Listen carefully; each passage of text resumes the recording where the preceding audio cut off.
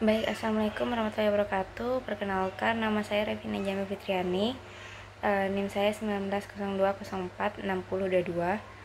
Pada tema UAS kali ini saya mengambil mengenai dampak kudeta militer Myanmar terhadap wilayah perbatasan Thailand. Nah, bisa dikatakan Myanmar ini adalah salah satu negara di Asia Tenggara yang pemerintahannya itu dikuasai oleh militernya.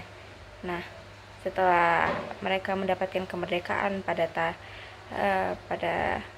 daripada Inggris Raya, dan sekitar 19 tahun pemerintahannya, Burma mendirikan sebuah republik yang disebut Persatuan Burma dengan Sao Setai yang sebagai presiden pertamanya dan UNU sebagai perdana menteri jenderalnya. Nah, Myanmar ini juga merupakan negara ASEAN terbesar kedua setelah Indonesia yang memiliki jumlah penduduk sekitar 60 juta jiwa. Nah, Myanmar ini sendiri lebih didominasi dengan etnis Burma yang berkerabat dekat dengan Tibet dan Cina. Lalu untuk ancaman militernya itu sendiri, mereka mencapai jalan buntu ketika tentara yang dipimpin oleh Jenderal Nguyen melakukan kudeta dari tahun 1958 hingga 1960. Nah, kudeta itu ternyata yang terjadi pada tahun sekarang itu bukan kudeta yang pertama, namun kudeta yang kedua. Nah, ini pertama itu dilakukan pada tahun 1958. Lalu pada tahun 1990 pemerintahnya mengubah nama resmi negara dari Burma menjadi Myanmar, yang masih dikenal sebagai Myanmar. Lalu kudeta militer itu menandai awal runtuhnya demokrasi di Myanmar, karena setelah rezimnya Jenderal Nguyen yang hanya mengakui satu partai politik, yaitu Partai BSPP, Program Sosialis Burma, juga dikenal sebagai Partai Lezin. Partai tunggal ini dibentuk dengan tujuan untuk mendukung program pemerintah, yaitu Jalan Burma menuju Sosialisme. Nah, kebijakan represif yang dilakukan oleh rezim Nguyen memunculkan masalah internal yang perlu diselesaikan. Nah, begitu panjang proses ancaman tersebut sampai ada aksi yang mendapat respon negatif dari junta dengan kekerasan yang menewaskan hampir 3.000 aktivis, mahasiswa, dan anggota partai oposisi. Nah, tindakan kekerasan ini memicu protes terbesar dalam sejarah kekuasaan militer di Myanmar yang terjadi pada tanggal 8 Agustus 1988. Nah, rakyatnya juga menuntut kembali sistem demokrasi multipartai yang pemerintahannya penggantinya. Tindakan ini menggantikan pengunduran diri Nguyen dan pemerintah yang digantikan oleh Jenderal Sao Maung pada tanggal 18 September 1988, yang selanjutnya pembubaran BSPP dan pembentukan SLORC. Nah, tujuannya SLORC ini ya demi memulihkan negara dan kekuasaan negara melalui hukum darurat, yaitu martial law. Nah, di bawah kepemimpinan Jenderal Sao Maung ini, kebijakan yang dihasilkan cenderung membawa perubahan bagi Myanmar.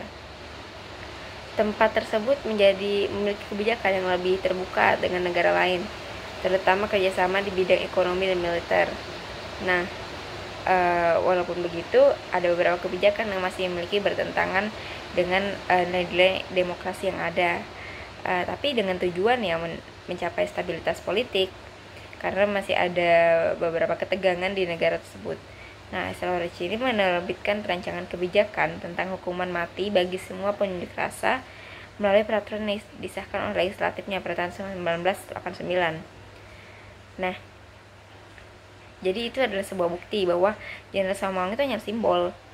Nah, selain simbol demokrasi, padahal sebenarnya hukum darurat yang menaklukkan Konstitusi 1907 ini dengan persetujuan SLORC, pemilihan multipartai diadakan pada tanggal 27 Mei 1990, di mana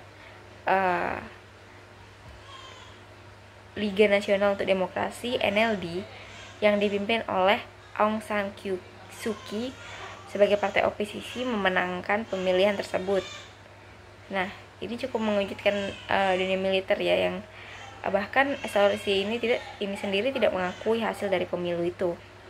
Nah, lalu Aung San Suu Kyi ini ditangkap oleh pemerintah Myanmar dan dijatuhi hukuman tahanan rumah sejak 1992 setelah pemilu 1990.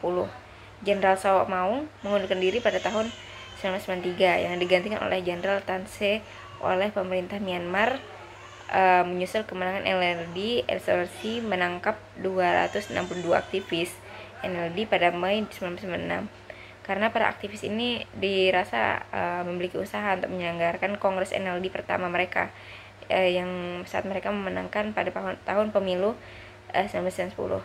Nah, begitulah dia mengenai bagaimana keadaan demokrasi di Myanmar yang memiliki banyak konflik mengenai alih tangan oleh militer yang ingin menguasai negara itu sendiri, di mana HAM itu tidak terlalu diperhatikan, bahkan terjadi banyak pembunuhan di sana terhadap aktivis-aktivis yang ingin menegakkan keadilan.